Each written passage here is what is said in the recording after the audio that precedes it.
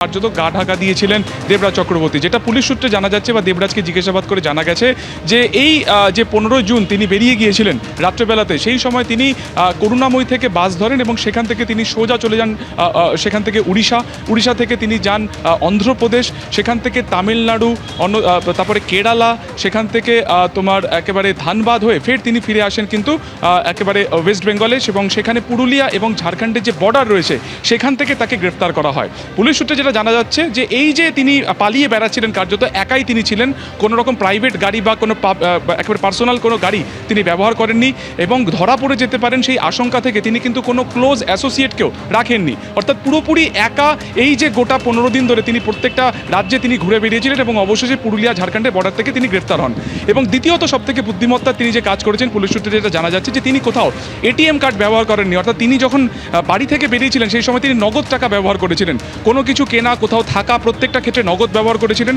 এবং যখন তাকে গ্রেফতার করা হয় সেই সময় তার কাছে মাত্র 20,000 টাকা ছিল, তার আগের টাকা তিনি খরচা করে ফেলেছিলেন। একটি ফোন ছিল, নতুন ফোন স্যামসাংয়ের, সেই ফোন নতুন সিম তিনি ব্যবহার করেছিলেন, সেখানে কোনো কল লক ছিল না, সেখানে কোনো রকম কারোর সাথে তিনি চ্যাট করেননি। এখন সেক্ষেত্রে তিনি ব্যবহার করার পরে সেগুলো ডিলিট করেছিলেন কিনা সেটা খতিয়ে দেখা হচ্ছে। এছাড়া যে আইডি কার্ড তিনি ব্যবহার করেছিলেন সেটা ভোটার আইডি কার্ড, তার কারণ ভোটার আইডি কার্ড তুমি জানো যে ব্ল্যাক অ্যান্ড হোয়াইটে থাকে, কিছু ক্ষেত্রে বোঝা যায় না, ছবি কিছু ক্ষেত্রে ডিস্টর্ট থাকে, সেই কারণে কিন্তু সেই আইডি কার্ড তিনি ব্যবহার করেছিলেন, ভোটার কার্ড। এবং সবথেকে গুরুত্বপূর্ণ হচ্ছে যে তিনি কোনো বড় হোটেলে ছিলেন না, তিনি প্রত্যেকটা ক্ষেত্রে এক রাত করে প্রত্যেকটা স্টেটে কাটিয়েছিলেন। সেখানকার যে বাস স্ট্যান্ড লাগোয়া যে সমস্ত হোটেল রয়েছে বা ছোট ঘর রয়েছে সেগুলো তিনি ভাড়া নিয়েছিলেন এবং সেই ক্ষেত্রে দাঁড়িয়ে বেশ কিছু ক্ষেত্রে তিনি আইডি কার্ড ব্যবহার করেছেন, কিছু ক্ষেত্রে এই আইডি কার্ড অ্যাভয়েড করে তিনি টাকা দিয়ে দিয়েছিলেন।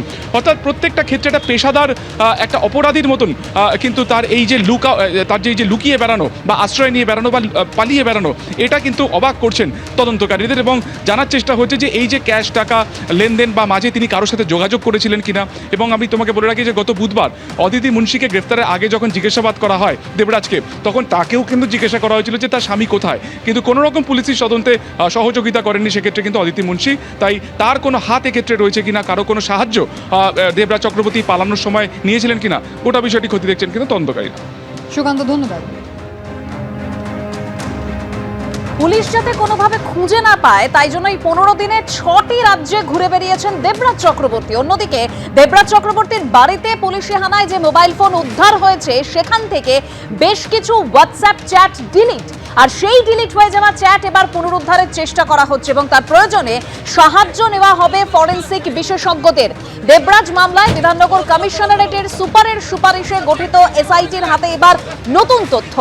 ডিসি নেতৃত্বে তদন্ত চালাচ্ছে 8 জনের টিম। উদ্ধার হওয়া ল্যাপটপে মিলেছে ডিসি গ্লোবাল নামে সংস্থার একাধিক নথিপত্র। ডিসি গ্লোবাল সংস্থার নামে একাধিক সম্পত্তি কেনা হয়েছে, সম্পত্তির মালিকানা হস্তান্তর করা হয়েছে এরকমই পুলিশের দাবি। এই কোম্পানির অ্যাকাউন্টের মাধ্যমে একাধিক আর্থিক লেনদেনের গুরুতর অভিযোগ রয়েছে।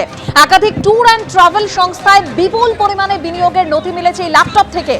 ঝাড়খণ্ডেও সম্পত্তি কেনার হদিশ মিলেছে, সেখানে এক ব্যবসায়ীর কাছে টাকা পাঠানোর নথি পাওয়া গেছে দাবি করছে পুলিশ। এবিপি আনন্দ, এগিয়ে থাকে, এগিয়ে রাখে।